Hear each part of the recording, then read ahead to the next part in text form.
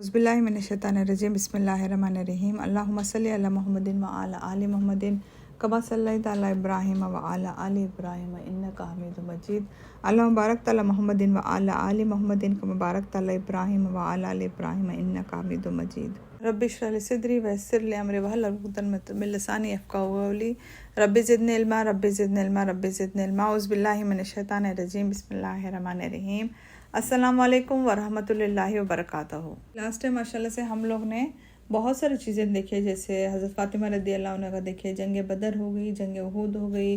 फिर last time हम लोगों ने अल्कोहल को किस तरीके से हराम करा दिया गया, अल्कोहल।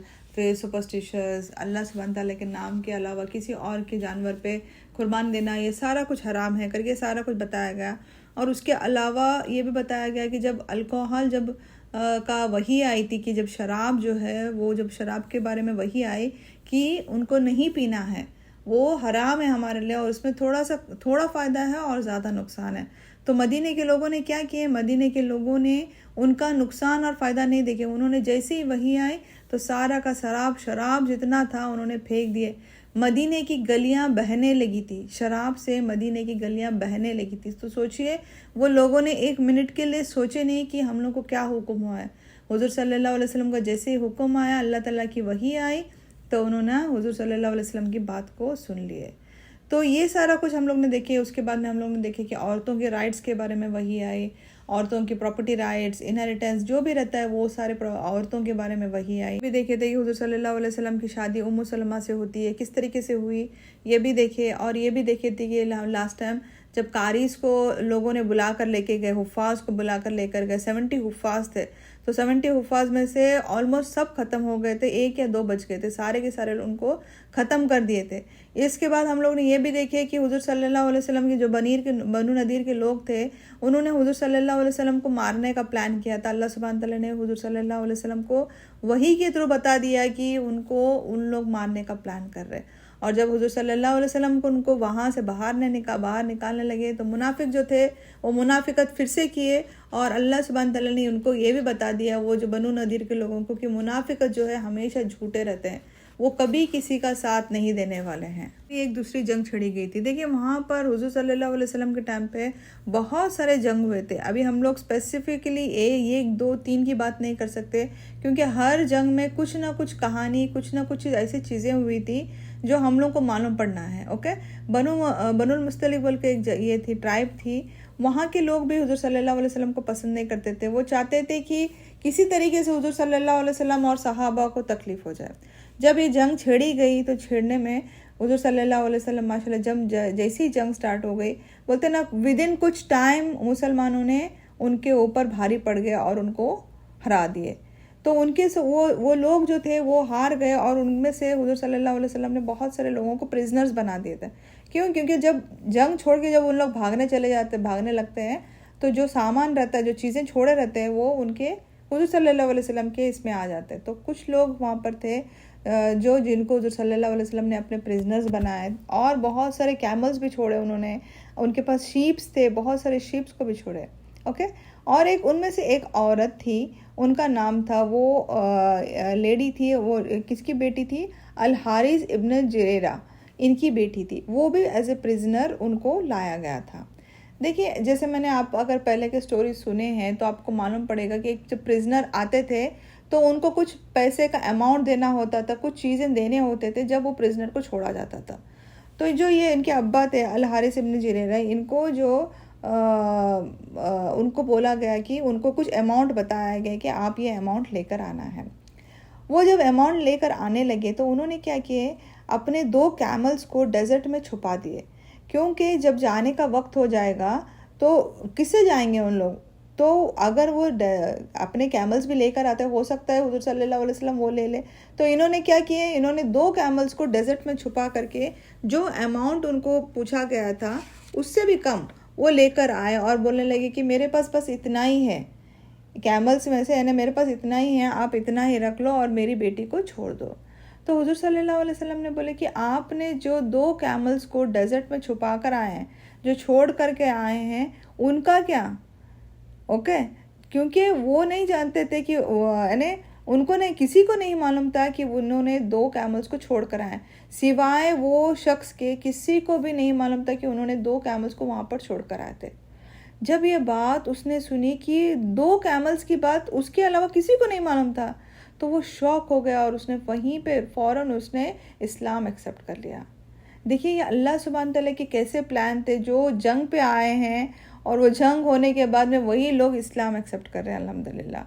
تو ان کی ایک بیٹی تھی، ان کا نام تھا جویریہ، اوکے، جویریہ رضی اللہ عنہ۔ اس کے بعد ان کی شادی حضور صلی اللہ علیہ وسلم سے کی گئی، ان کی شادی حضور صلی اللہ علیہ وسلم سے کی گئی تھی۔ جویریہ رضی اللہ عنہ جو تھے وہ بہت ہی اچھی لیڈی تھے، بہت ہی عبادت گار لیڈی تھے، اور وہ اتنی اللہ سبحانہ تعالیٰ سے عبادت کرتے۔ دیکھیے یہ سارا اللہ تعالیٰ کا کیسا پلان ہے۔ جویریہ کون تھے؟ ایک جو فائٹ کرنے، جنگ پہ لڑنے کے لیے آئے ہیں، وہ بھی اپوزٹ ٹیم سے، اوکے، اور اللہ سبحانہ تعالیٰ نے دیکھیے ان کو اسلام ایکسیپٹ کر لیا انہوں نے، اور اس کے بعد حضور صلی اللہ علیہ وسلم کے ساتھ ان کی شادی ہوئی۔ اور جویریہ رضی اللہ عنہ ایک ایسے تھے کہ وہ بہت اللہ تعالیٰ سے بہت دعائیں، بہت عبادت کرتے تھے۔ صحیح مسلم کی حدیث سے آتا ہے کہ جویریہ رضی اللہ عنہ جو تھے، ایک بار ایسا ہوا کہ وہ اپنے مصلے پر بیٹھے ہوئے تھے۔ مصلہ یعنی جو ہم لوگ نماز کے لیے جو بیٹھتے ہیں، جو جگہ پہ میٹ یا کچھ بیٹھتے ہیں جہاں پر، وہ اپنے مصلے پہ بیٹھے ہوئے تھے۔ اور حضور صلی اللہ علیہ وسلم کی ایک ہیبٹ تھی کہ حضور صلی اللہ علیہ وسلم جب فجر کی نماز پڑھ کے اس کے بعد دیگر نماز جو رہتے ہیں وہ پڑھ کے حضور صلی اللہ علیہ وسلم واپس آ جاتے تھے۔ جیسے بیفور آفٹرنون بولتے نا، یعنی دوپہر سے پہلے وہ واپس آ جاتے تھے۔ تو حضور صلی اللہ علیہ وسلم واپس آئے تو انہوں نے دیکھا کہ حضرت جویریہ رضی اللہ عنہ اپنے مصلے پہ بیٹھ کے ذکر کرتے بیٹھی ہے۔ تو حضور صلی اللہ علیہ وسلم نے ان سے پوچھا، کیا میں جب گیا تھا جب سے تم اب تک ذکر کرتے بیٹھی ہو؟ یعنی کیسے ٹائم، ایک فجر کے بعد سے لے کے میں بولتی ہوں فار اراؤنڈ ظہر سے پہلے کا ٹائم، اوکے، ایسے ایک اندازہ میں بتا رہی ہوں آپ کو، تو اتنا ٹائم تک آپ عبادت کرتے بیٹھی ہو؟ تو حضور صلی اللہ علیہ جب انہوں نے بولا کہ ہاں میں ذکر کرتے، اللہ تعالیٰ کا ذکر کرتے بیٹھی ہوئی تھی، تو حضور صلی اللہ علیہ وسلم نے بولے کہ کیا میں تمہیں 4 ایسے ورڈز نہ بتا دوں، 4 ایسے کلمات نہ بتا دوں کہ اگر تم اس کو 3 بار پڑھ لو گی تو تمہاری جو صبح سے لے کے دوپہر تک جو تم عبادت کر رہے ہو وہ اس سے بھی بہتر رہے گی۔ 4 کلمات کیا تھے؟ سبحان اللہ و بحمدہ عدد خلقہ و رضا نفسہ و زینت عرشہ و مداد کلماتہ، اوکے، کیا تھا؟ سبحان اللہ و بحمدہ عدد خلقہ و رضا نفسہ و زینت عرشہ و مداد کلماتہ۔ جس نے، حضور صلی اللہ علیہ وسلم کی حدیث ہے، جس نے اس کو 3 بار پڑھا، اوکے، صبح کے ٹائم پہ جس نے اس کو 3 بار پڑھا، وہ ایسا ہے جیسے کہ وہ صبح سے لے کے دوپہر تک، یعنی ظہر سے پہلے کی اتنا ٹائم تک اس نے عبادت میں اپنا وقت بتایا۔ تو یہ بہت بڑا ایک ہمارے لیے کیا بولتے ہیں، اللہ تعالیٰ نے ایک اپورچونٹی دیا ہے کہ ہم لوگ اگر جیسے ہی آپ ایک ہیبٹ بنا لیجئے، فجر ہو گئی، فجر کی نماز پڑھ لی، آپ نے کچھ کام کر لیے، صلاۃ الضحیٰ پڑھ لیے، صلاۃ الضحیٰ کے بعد آپ 3 بار یہ پڑھنے کی کوشش کیجئے۔ کیا ہے؟ ریپیٹ کیجئے ایک بار میرے ساتھ، سبحان اللہ و بحمدہ عدد خلقہ و رضا نفسہ و زینت عرشہ و مداد کلماتہ۔ بہت آسان ہے، بہت آسان ہے، ودن 5 منٹس آپ اس کو اسٹڈی کر سکتے ہیں۔ اگر اسٹڈی بھی نہیں کر سکتے ہیں تو اس کو ایک پیپر پہ لکھ لیجئے اور کہیں نہ کہیں چپکا دیجئے، بیڈ روم میں، ہال میں، کچن میں، زیادہ کر کے کچن میں ہی چپکائیے، کیونکہ کچن میں ہی آپ رہتے ہیں، ہم لیڈیز زیادہ کر کے کچن میں بیٹھے رہتے، کچن میں ہی رہتے ہیں ہم لوگ۔ تو کچن میں جب آپ کی آنکھ جائے گی، وہاں پر نظر جائے گی، تو آپ اپنے زبان سے اس کو ریپیٹ کر دیں گے۔ تو یہ 3 ٹائم ریپیٹ کیجئے تو انشاءاللہ اللہ سبحانہ تعالیٰ ہم لوگ کو بھی اس کا اجر اور ثواب دے گا۔ اس کے بعد دیکھیے ایسے کچھ حادثے بھی ہوئے جہاں پر سورہ منافقون جو تھا وہ بھی وہی نازل ہوئی تھی، کیونکہ وہاں پر عبداللہ ابن عبید سلول جو منافق تھے، انہوں نے لوگوں سے بولنے لگے، برا بولتے تھے حضور صلی اللہ علیہ وسلم کے بارے میں، مسلمز کے بارے میں، اور بولتے تھے کہ ان کو مدد مت کرو، ان کے اوپر خرچ مت کرو، کیونکہ یہ کچھ دنوں کے بعد آپ لوگوں کو نکال دیں گے۔ تو زید بن ارقم جو تھے، انہوں نے یہ بات سنی، اور چھوٹے تھے وہ، اور وہ اپنے انکل کو آ کے بولنے لگے کہ میں نے ایسی بات سنی ہوں۔ تو ان کے انکل جو تھے حضور صلی اللہ علیہ وسلم کے پاس گئے اور بولنے لگے کہ اس طریقے سے زید بن ارقم نے وہ عبداللہ جو منافق تھے ان کے بارے میں بتا رہے تھے کہ وہ ایسا بول رہا تھا کہ آپ لوگوں کے بارے میں برا بول رہے تھے، گندے الفاظ استعمال کیے جا رہے تھے ان کے بارے میں۔ تو جب حضور صلی اللہ علیہ وسلم کلیریفائی کرنا چاہ رہے تھے تو حضور صلی اللہ علیہ وسلم نے جب ان سے جا کے پوچھا تو عبداللہ بولنے لگے کہ ہم نے تو ایسا کچھ بھی نہیں بولا تھا، شاید کوئی زید بن ارقم کو کچھ، شاید چھوٹے ہیں وہ اور انہوں نے شاید کچھ غلط سنا ہوگا۔ تو حضور صلی اللہ علیہ وسلم سوچنے لگے، کیونکہ زید بن ارقم بہت چھوٹے تھے، تو حضور صلی اللہ علیہ وسلم نے سوچا شاید زید بن ارقم انہوں نے کچھ غلط سنا ہوگا۔ تبھی وہی نازل ہوئی سورہ منافقون۔ اس سورہ میں اللہ سبحانہ تعالیٰ نے ایک کوالٹیز بتائیں۔ ہپوکریٹ جو ہوتے ہیں نا، منافق جو ہوتے ہیں نا، جو جھوٹے لوگ ہیں، اللہ سبحانہ تعالیٰ وہی بولتے ہیں کہ منافق جو ہے وہ جھوٹے ہیں اور وہ جھوٹ بولتے رہیں گے، ان پر یقین مت کرو۔ یہ لوگ ایسے ہیں، لوگوں کو دکھتا ہے کہ یہ سچ بول رہے ہیں بٹ ایکچوئل میں اندر سے وہ جھوٹے ہیں، اندر سے وہ جھوٹے ہی رہیں گے، وہ کبھی سچ نہیں بول سکتے۔ اس کو بولتے ہیں منافق، انگلش میں اس کو بولتے ہیں ہپوکریٹس۔ آج ہم لوگ دنیا میں دیکھ سکتے ہیں، چہرہ ایک رہتا ہے، دل میں ایک رہتا ہے، زبان پہ ایک رہتا ہے۔ تو وہ اللہ تعالیٰ سب کچھ جانتا ہے، اللہ تعالیٰ ان اینڈ آؤٹ سب کچھ معلوم ہے اللہ تعالیٰ کو۔ یہ اوپر سے ایک انسان کیا دکھا رہا ہے، اندر اس کے دل میں کیا ہے، اللہ سبحانہ تعالیٰ سب کچھ جاننے والا ہے۔ تو اللہ تعالیٰ نے اس ٹائم پہ وہی نازل کیا کہ یہ جو بچہ جو بول رہا تھا وہ سچ تھا، وہ کریکٹ بول رہا تھا، اور یہ لوگ جھوٹے ہیں، یہ لوگ منافقت ہے، ان میں ایمان نہیں ہے۔ اوکے، یہ لوگوں میں ایمان نہیں تھی۔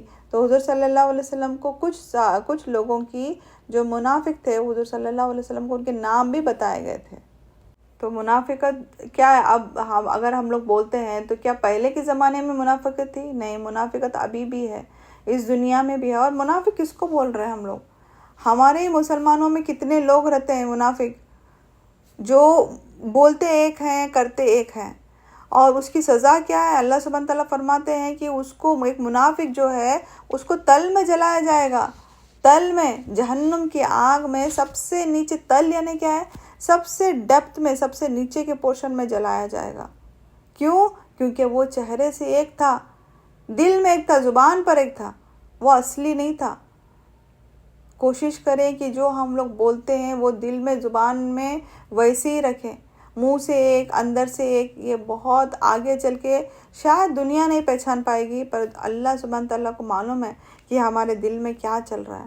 اللہ تعالیٰ سے ہم لوگ کچھ بھی نہیں چھپا سکتے ہیں، کچھ بھی نہیں چھپا سکتے۔ ہم انسان ایسے ہیں کہ ہمارے پیچھے کیا ہو رہا ہے ہم کو نہیں معلوم ہے، ہمارے پیچھے ہی خود کیا ہو رہا ہے ہم کو نہیں معلوم، پر اللہ تعالیٰ کو سب کچھ معلوم ہے۔ ہر چیز کی ڈیٹیل میں، بولتے ہیں نا، مائنیوٹ سے مائنیوٹ چیز بھی اللہ تعالیٰ کو معلوم ہے۔ آخرت کے ٹائم پہ جب ہمارا اعمال نامہ کھولا جائے گا تو اللہ سبحانہ تعالیٰ کے پاس ہمارے ایک ایک منٹ کا ریکارڈ رہے گا، ایک ایک سنگل سیکنڈ کا ریکارڈ رہے گا۔